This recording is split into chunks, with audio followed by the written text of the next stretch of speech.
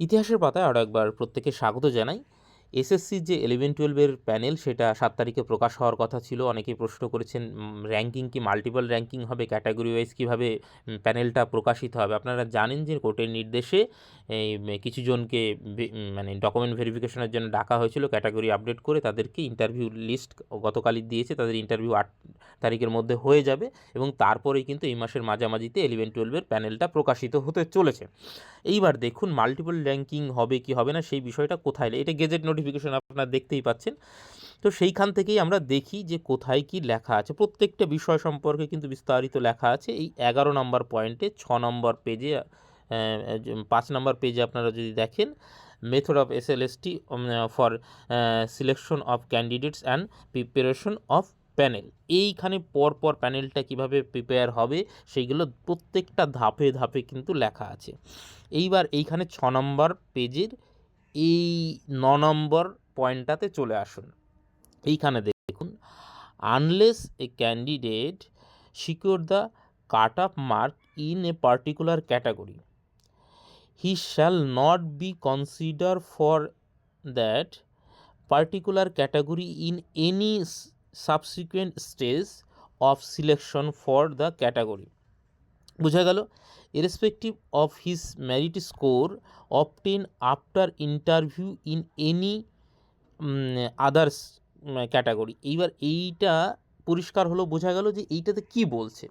দেখুন, আপনি ধরুন ওবিসি ক্যাটাগরির একজন মহিলা ক্যান্ডিডেট, আপনি সর্বোচ্চ 4টি জায়গায় র্যাঙ্ক করতে পারেন। কোথায়? General male female, general female এবং ওবিসি বা আপনি যেই ক্যাটাগরির হন না কেন সেইটার মানে মেল ফিমেল এবং ফিমেল। তাহলে দেখা গেল আপনি জেনারেলে কাট আপ ক্লিয়ার করেছেন, তাহলে কিন্তু আপনি এই 4টে জায়গাতেই র্যাঙ্কের মধ্যে আসতে পারবেন। ধরুন আপনি মহিলা ক্যাটাগরি ওবিসি কিন্তু মেল ফিমেলের কাট আপ ক্লিয়ার করেছেন, তাহলে ফিমেলেরও কাট আপ ক্লিয়ার করেছেন টেকনিক্যালি। তো সেইটা যদি হয় তাহলে আপনাকে এই দুটো জায়গায় র্যাঙ্ক করা হবে।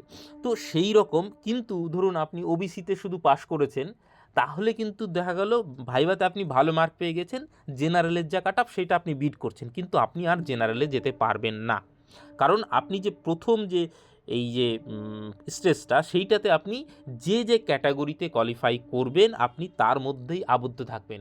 আপনি যদি জেনারেল ক্যাটাগরিতে র্যাঙ্ক করতেন তবেই একমাত্র সবগুলো ক্যাটাগরিতে যাওয়ার মতন সম্ভাবনা ছিল। যেহেতু আপনি নির্দিষ্ট কোনো ক্যাটাগরিতে এসসি হোক ওবিসি হোক, আপনি যদি ফিজিক্যালি চ্যালেঞ্জ কোনো ক্যাটাগরিতে মানে র্যাঙ্ক করে থাকেন বা ভাইভাতে ডাক পেয়ে থাকেন, তারপরে কিন্তু আপনি আর অন্য কোনো ক্যাটাগরিতে যাওয়ার সুযোগ পাচ্ছে না। অন্য কোনো ক্যাটাগরি তো আপনি তো ওবিসি হলে আর এসসিতে যেতে পারবেন না, যেতে গেলে আপনাকে কোথায় যেতে হবে? আপনাকে জেনারেলে যেতে হবে। অতএব যে ক্যান্ডিডেটই হোক সবাই জেনারেলে মানে যেতে পারবে, কারণ জেনারেল মানে সবাই ওপেন ফর অল। তো সেইখানে সবাই যেতে পারবে। আপনি এসসি হয়ে ওবিসিতে যেতে পারবেন না, ওবিসি হয়ে এসসিতে আসতে পারবেন না, বা এসটি হয়ে ওবিসিতে যেতে পারবেন না। তাহলে অপশন থাকছে হয় আপনার নির্দিষ্ট ক্যাটাগরি অথবা জেনারেল। তো সেইখানে দাঁড়িয়ে মাল্টিপল র্যাঙ্কিং হলেও আপনি যে ক্যাটাগরিতে পাস করেছেন, যে ক্যাটাগরিতে পাস করে কোয়ালিফাই করে আপনি ইন্টারভিউতে গিয়েছেন, তার বাইরে কিন্তু আপনি বেরোতে পারবেন না। এই বিষয়টাই এখানে লেখা রয়েছে, পরিষ্কার বোঝা গেল। আরও একটা বিষয় বুঝিয়ে দিই, এইখানে দেখুন লাস্ট পয়েন্টে 18 নম্বর পয়েন্টে কি লেখা আছে, যে ধরুন একই স্কোর হলো, তাহলে সেইটা কিভাবে মানে হবে। ধরুন ভাইভা এবং রিটেন টেস্ট নিয়ে একই স্কোর হলো, তাহলে চাকরি কে পাবে? দেখুন, if more than one candidate obtain the same aggregate মানে total mark, the merit position of the candidates shall be determined according to the mark they have obtained in written test। এখানে একদম ভালো করে দেখুন এই রিটেন টেস্টের কথা, অর্থাৎ যদি একই অ্যাগ্রিগেট হয় মানে আপনার ভাইবা, ডেমনস্ট্রেশন এবং রিটেন এক্সাম মিলিয়ে যদি একই আপনি নাম্বার পান, তাহলে যে রিটেন টেস্টে বেশি পেয়েছে সে কিন্তু প্রেফারেন্স পাবে।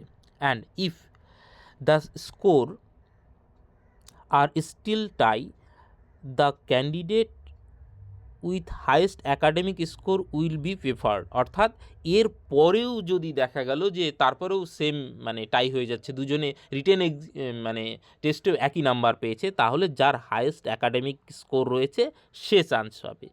তারপরেও যদি হয়ে যায় তাহলে কিন্তু ডেট অফ বার্থ যে সিনিয়র সে পাবে।